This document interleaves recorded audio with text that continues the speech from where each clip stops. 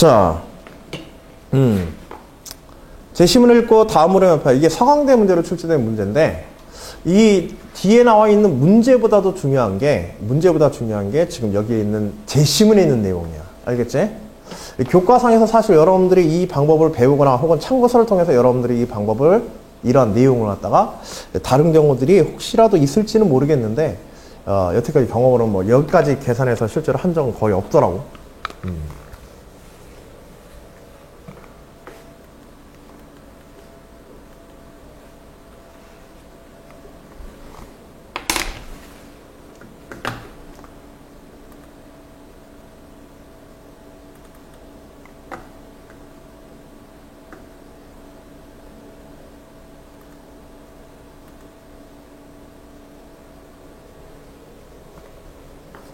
자, 71페이지에 예제 1번 보도록 합시다.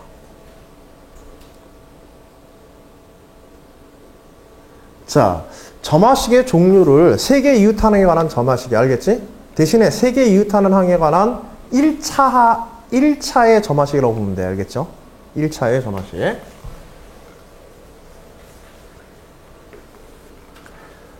자, 그 일반형을 보게 되면 기본적으로 P의 AN 플러스 2 플러스 Q의 AN 플러스 1 플러스 R의 AN 이퀄 제로와 같은 형태로 되어 있는. 물론 여기 이제 상수가 들어가는 경우가 있을 수 있지만은 그런 경우까지도 고등과정이 다른 경우는 없어. 알겠지? 이게 0으로 이제 끝나는. 즉, 세계 이웃하는 항에다가 적절한 개수를 갖다가 조절하게 되면은 0이 되어지는. 그러나 일종의 방정식과 같은 형태의 점화식을 생각해 보자. 자, 물론 이때 이 점화식이 일반적으로 AN을 갖다가 규정하기 위해서는 초항 2개가 필요하지 세계 이웃하항에 관한 점화식이기 때문에 이것들은 이제 초기 조건으로 보통 주어지는 거고 문제라든지 혹은 문제의 조건 속에서.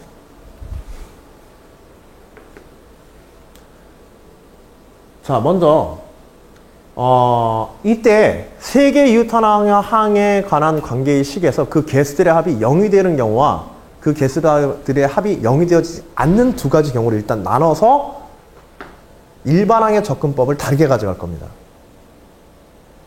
그 이유는 세계 이웃하는 항에 관한 그 개수들이 어떻게 되느냐 혹은 또 그 개수들이 어떠한 형식으로 되어 있느냐에 따라 가지고 조금 더 쉽게 다룰 수 있는 방법들이 존재하기 때문에 그래. 점점 더 뒤로 갈수록 보다 더 일반적인 방법으로 가게 될 거야. 알겠지? 특수한 경우에서. 자, 개수의 합이 0이 된다는 좀 특별한 경우로 지금 생각한 거야. 응? 그리고 개수합이 0이 되어지는 세계 이웃하항에 관한 점화식에서 개수합이 0이 되어지는 수열의 특징이 무엇인지 한번 좀 생각해보고 중간에. 자, 이 식 자체가 개수에다가 이게 0이 된다는 조건 자체가 어떤 하나의 정보를 더 준 거지. 점화식에다가. 점화식의 정보를 하나 더 얻었으니까 그걸 그대로 어떤 수식에 직접 활용하기 위한 형태로 활용을 하는 거예요. 그래서 중간에 있는 AN 플러스 1과 AN 플러스 2와 AN 플러스 1과 AN 사이에서 중간에 있는 항의 개수 Q를 중심으로 해서 식을 표현할 거야. 이거 왜 Q를 중심으로 했을까? 저거 Q를 갖다가 마이너스 P 마이너스 R로 저렇게 바꿔놨지? 왜 중간에 있는 걸 빼냈다? 그치, 아까 전에 얘기했잖아. 이웃하는 항에 관해서 더하거나 빼거나 나누어서 뭔가 관계를 가지는 것은 가운데서 연결해주는 놈이 바로 이웃하는 것과 직접적인 관계가 가장 많을 테니까. 그치? 이것도 지금 그렇게 되어 있는 거야. 이웃하는 것이 중요하다. 점화식은. 알겠지? 그래서 Q를 바꾼 거야. 실제로 이렇게 하는 거야. 알겠지? 요령이라는. 자, 이걸 그대로 대입합시다. 자, 대입해서 보니까는 P의 AN 플러스 2 플러스 마이너스 P 플러스 R 마이너스 R의 AN 플러스 1 플러스 R의 AN 이퀄 제로. 돼요? 뭐 대입한 것밖에 없지. 자, 이렇게 되면 어떻게 돼? 이게 이것과 붙어서 율로 합쳐지지? 그 다음에 요게 R과 붙어서 뒤에 거와 합쳐져서 두 개씩 묶여지게 돼요. 두 개씩 묶여지면서 이웃하는 항에 뭐가 되어지게 돼? 마이너스가 붙어있기 때문에. 이웃하는 항에 관한 차의식이 돼버리게 돼. 이 특징만 가지고도 이 수열은 어떤 수열이 되려는 걸 알 수 있어? 그치, 개차 수열화 될 가능성. 그래 안 그래? 봐봐. AN 플러스 2하고 AN 플러스 1, P로 묶어버리면 P 묶어서 AM 플러스 2 마이너스 AM 플러스 1이 되겠지. 그 다음에 얘는 뒤로 가서 마이너스를 앞으로 빼내면 마이너스 R을 앞으로 빼내면 AM 플러스 1 마이너스 AN이 되지. 자, 우변으로 넘기게 되면 AM 플러스 2 마이너스 AN은 머릿속으로 그냥 한번 해보자. AM 플러스 2 마이너스 AN은 P분의 R에 그치? P 넘어와서 P분의 R에 AM 플러스 1 마이너스 AN 이렇게 되어지게 돼. 즉 무슨 수열이 되는 거야? 이웃하는 두 항의 객차가 무슨 수열을 이룬다? P분의 R이라고 하는 공비를 가지는 등비 수열이, 객차가 등비 수열이 되어지는 수열이 되겠지. 자, 개수의 합이 0이 되어지는 세 개의 이웃하항에 관한 점화식은 뭘 나타낸다? 객차가 등비 수열을 이루는, 그치? 객차 수열이다. 그거 가지고 일반항 구하면 되는 거야. 그거 가지고 일반항 구할 수 있겠지. 그 성질만 알아도. 그치? 혹은 뭐 치환해줘서 구하면 돼. 새로운 수열 BN을 정해줘. BN 이꼴 PR분의, 그치? BN-1 해가지고. 그래서 BN의 일반항 구하고, 그 BN의 일반항을 다시 AM 플러스 2와 AM 플러스 1에 관한 식으로 나타내어서. 그리고 이웃하는 두 개의 항으로 바꾼 다음에 이웃하는 두 개의 항에 관한 점화식을 풀어도 돼. 자, 계속 갑시다. 이거 그냥 정리하면 되는 거야. 정리해서 넘기면은 지금과 같이 이렇게 넘기고 P분의 R 넘겨주면 객차가 등비 수열을 이루는 공비 P분의 R로. 자, 그래서 객차가 등비 수열을 이루게 되고. 자, 여기서는 이제 식을 정확하게 보기 위해서 AM 플러스 1 마이너스 AN을 BN이라고 하자. 그러면 주어진 식은 B의 N 플러스 1이지, 좌변이. B의 N 플러스 1이고 P분의 R에 B의 N이 되어지죠. 그래서 등비수열의 일반항 써가지고. 물론 이때 B1은 뭐가 되어지게 돼? B1은 A2-A1이지? 그치? A2-A1의 초항 주어지고. 그리고 공비가 얼마인? P분의 R에 N-1이. B1 곱하기 P분의 R에 N-1이 되겠지? Bn은. 그리고 Bn을 원래대로 돌려놓으면. 즉, AN 플러스 1 마이너스 AN이 P분의 R에 N-1에 A2-A1이다. 이렇게 되겠죠.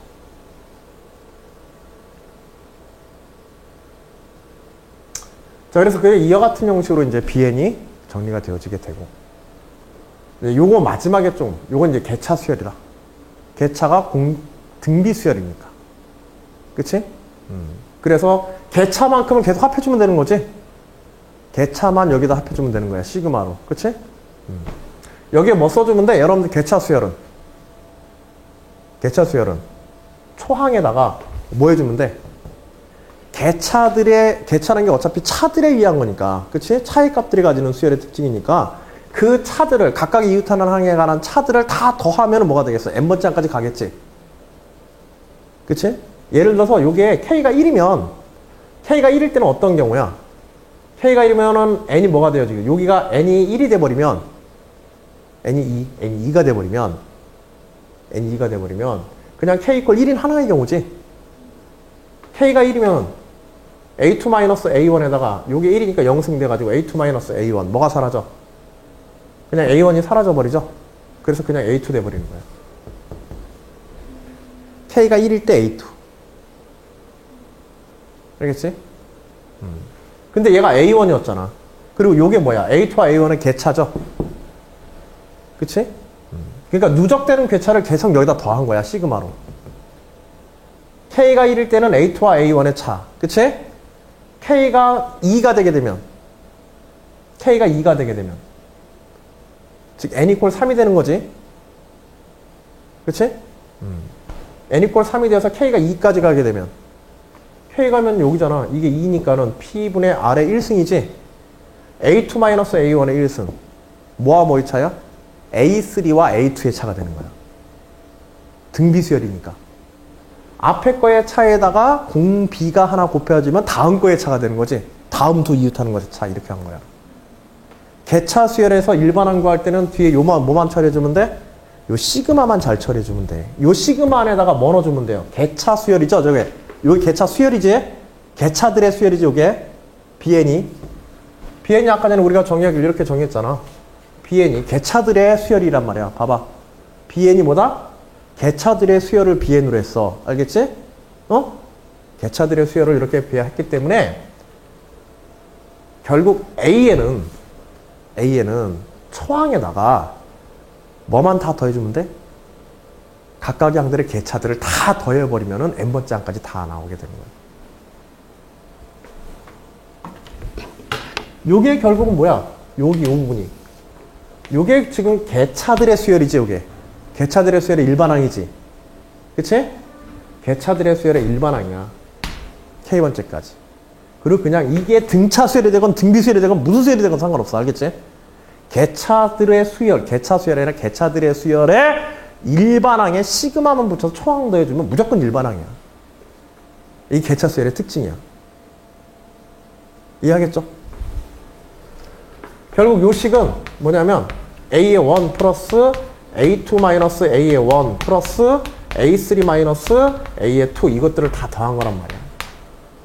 이 시그마 부분. 요 BA라고 하는 게 BK라고 하는 게 결국 그렇죠? BK는 BK 마이너스 BK 마이너스 요거의 차니까 여기까지 다 n번째까지 그치? 다 해서 더해준 거야. 자, 개차 수열의 일반항 만드는 방법도 이해하겠죠? 요 시그마 처리만 해주면 돼. 나중에 요 시그마 계산하면 되죠. 이거 무슨 수열이니까? 등비수열이니까. 등비수열의 합에 관한 공식 쓰면 되는 거야. 알겠지? 등비수열의 합에 관한 공식으로 시그마 풀면 되는 거지. 응? 다만 요게 n-1까지 가는 것에 주의해서 n번째가 아니라 n-1까지 가니까는 등비수열의 일반항은 어떻게 되게 돼요? 1-r분의 a1의 1-r의 n승이죠. 근데 r의 n승까지 안 가고 요건 어디까지 가? 그쵸. r의 n-1승까지 가는 거야. 그치? 그것만 주의하면 돼. 시그마 할 때 마지막에 뭐가? 여기가 n으로 안 끝나고 어디서 끝나? n-1에서 끝나지? 개차 수열은. 이 n-1에서 끝나는 거는 개차들의 차기 때문에 사이값이기 때문에 전체 n개의 항이 있으면 전체 n개의 항이 있으면 그 사이값의 차는 몇 개가 존재해? n-1개가 존재하잖아. 그치? 그래서 이게 하나가 적은 거야. 개차 수열에서는. 이걸로 표현할 때는. 개차들의 일반항의 합으로 이걸 표현할 때는 이게 n-1까지만. 물론 여러분들이 이제 이걸 완전히 이해하고 뭐 외우고 이제 쓰는 경우들도 있긴 한데, 요새 개차 수열을 잘 안 배우니까, 안 다루고 하니까, 혹시라도 다루게 되면. 그리고 요걸 이제 실제로 일반항으로 풀어서 계산할 때 좀 차이가 생기게 되니까, 만일 계산하는 것까지 하게 되면 저거 주의해야 돼. 실제로 이제 이런 식으로 점화식 풀어놓고 마지막에 이런 거 계산 잘못해가지고, 혹은 이런 첨자상의 어떤 약간의 차이 있잖아. n 이퀄 아까 전에 몇부터 출발하고 이런 것들 있잖아. 그런 거 잘못 써서 소소하게 감점되는 경우들이 있어서 그래. 높아심에 조금 더 얘기를 하니까 그렇게 알아두시고 한 번 더 들어두십시오. 자, 식은 완전히 이해됐죠? 아닌가? 또 뭘 잘못했나? 자, 개수들의 합이 0이 되어지는 세 개의 이유탄에 관한 점화식은 개차수열이다. 그리고 그 개차들은 등비수열을 이룬다. 그리고 개차수열의 일반적 표현은 그쵸, 개차들의 일반항에 대한 시그마와 초항의 합으로 이루어진다. 여기까지 계산하게 되는 끝이야. 근데 이건 실제로 풀어서 거기다 대입해서 그치? 공비 P분의 R로 해가지고 했었을 때 대신에 여기가 N승이 아니라 뭘로? N-1승 시그마 풀었을 때 N-1을 하나만 중요합니다. 등차 수열이 아니라 등비 수열이다 개차가. 자, 두 번째는 이제 P 플러스 Q 플러스 R이 0이 아닌 경우에 대해 한번 생각해보자. 보다 일반화된 거야. 그쵸? 보다 일반화된 거야. 자, 그렇다고 하더라도 원래 식은 이렇게 되어 있는 거야. 응? P의 AN 플러스 2 플러스 Q의 AN 플러스 1 플러스 R의 AN 이꼴 제로의 점화식에서. 자, 이것도 이 경우는 다시 두 가지 경우로 나눠지게 돼. 다시 두 가지 경우로. 어떤 경우냐면 이걸 이제 식을 변형할 거예요. 알겠죠? 이 식 변형 방법을 잘 알아둬. 두 가지. 자, 이 식은 이와 같은 형태로 변형하는 게 기본적인 방법입니다. 이것만 알아두면 돼. 첫 번째는. 이거는 개차 수열이 아니지. 비슷하긴 하지만. 개차 수열 비슷한 형태지만 앞에 알파 개수가 일반화되어 있어. 알겠지?